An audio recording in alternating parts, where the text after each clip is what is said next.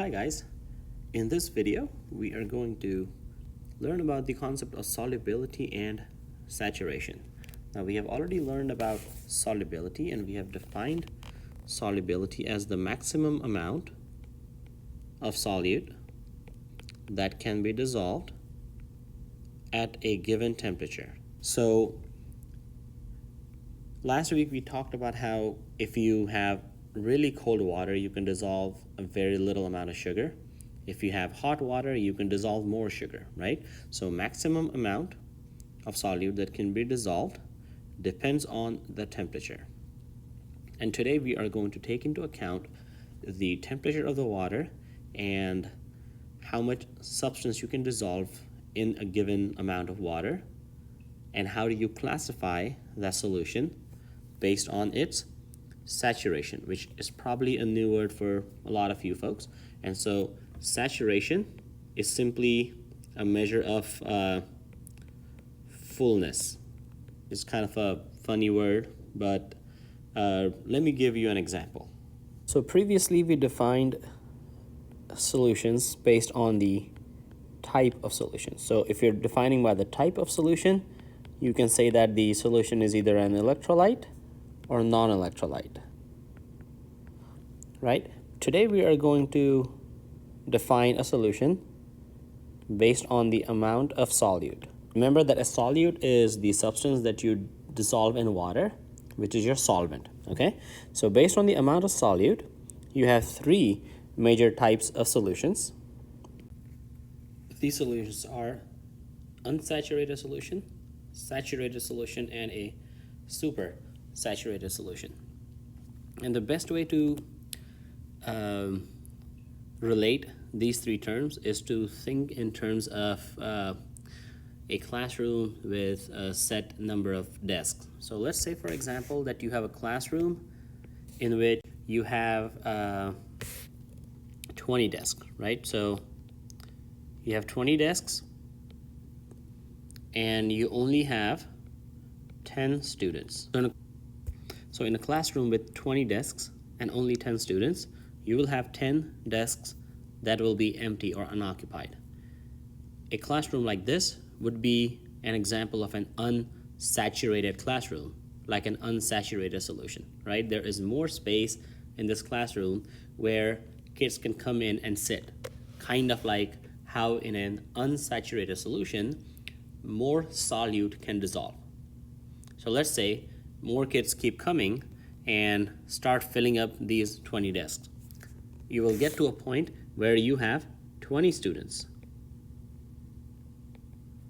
Okay?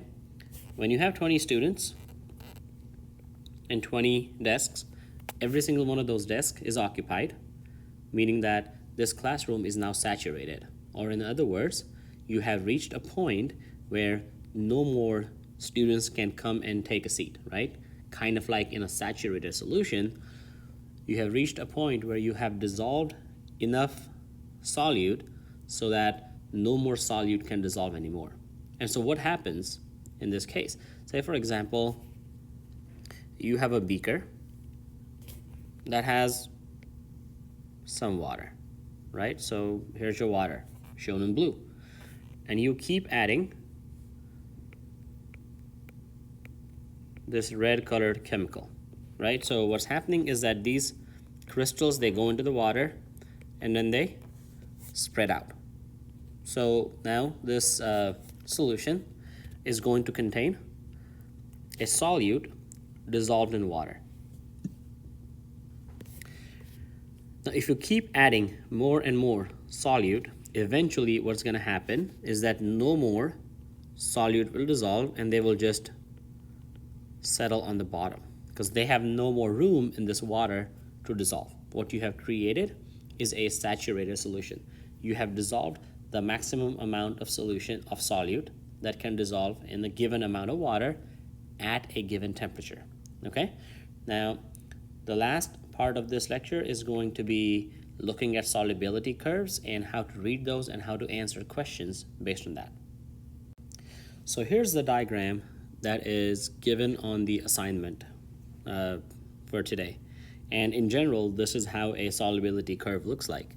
you will notice that some of the key components of the solubility curve are the temperature on the x-axis and the grams of solute on the y-axis. Remember that the x-axis variable is always the independent variable. The y-axis variable is the dependent variable. How many grams of solute you can dissolve depends on the temperature of water. The hotter the temperature, the more solute you can dissolve, okay? Except for two chemicals. These are ammonia, which is a gas, and cerium sulfate. Now, ammonia being a gas, it's pretty typical for gases for their solubility to go down as the temperature goes up. What does this tell us? It tells us that if your water is ice cold, you can dissolve a lot of ammonia. If your water is boiling hot, you can dissolve very little ammonia. And that is pretty typical of gases. The solubility of gases decreases as the temperature increases. So that is an inverse relationship. The solubility of solids increases as the temperature goes up. So that is a direct relationship. There are a few exceptions, but those are far and few in between. Okay? Now let us see how to read this graph. You see there's a whole bunch of lines on here. These lines are called the lines of saturation for that particular chemical. So the line of saturation for sodium nitrate, NaNO3, looks like this. How do you read this line? Let's say, for example, and remember that we're talking about sodium nitrate.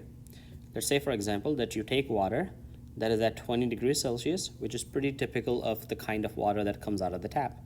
So at 20 degrees Celsius, how much sodium nitrate can you dissolve? So what you do is you start from 20 Celsius, which is your x coordinate, and you keep going up until you get here, which is on the line, and you find out what is your y coordinate, which in this case, I would expect to be about 88. What does that tell us? It tells us that at 20 degrees Celsius, the most sodium nitrate you can dissolve is 88 grams. If you have less than that, you have no problem in dissolving sodium nitrate. However, let's say, for example, you have 110 grams, which is right here. So let's go ahead and plot that point. Now you will notice that initially we had 88 grams at 20 Celsius. That point was on the line. So you had a saturated solution. This is the most I can dissolve as long as my water is at 20 Celsius. But what if I have 110 grams? Well, this point is above the line, meaning it is more than the maximum amount that can be dissolved. So how much undissolved solids will I have? Well, that's pretty easy to find. You do 110 minus 88, which should give you 22 grams.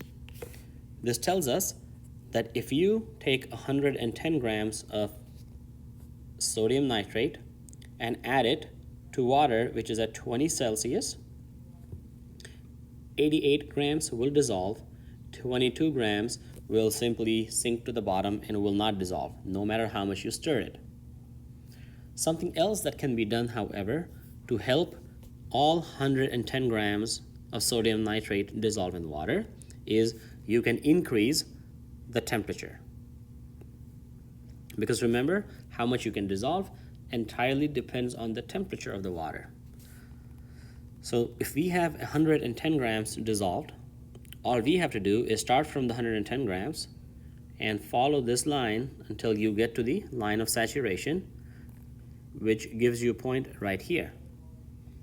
And if you extrapolate this to the x-axis, you would get around 45 grams. So all you would have to do in order to dissolve the 110 grams of sodium nitrate would be to heat the water up slightly to 45 Celsius, and then all of the 110 grams will dissolve just fine. Okay, so this is how you read this graph. You can find out, given the temperature and the mass, you can find out what kind of solution you have. If the point you plot is above the line, it is a supersaturated solution. If you point, if the point you plot is on the line, it is a saturated solution. What if your point is below the line? So let's say, and we're still talking about sodium nitrate, okay? So we're still talking about sodium nitrate. Let's say we have a point right here, right? So we'll call this point A, call this point B, and we'll call this point C. And all of this is in regards to sodium nitrate. So we can say that point A is saturated because it's on the line. Point B is supersaturated because it's above the line. Point C is unsaturated. What does that tell us? It tells us that point C, there is room up till here that you can dissolve more solids, okay? You cannot cross this line, but you can keep dissolving until you get here. Okay, so this is how you read a solubility curve. Please remember that temperature will directly affect how much solid you can dissolve, okay?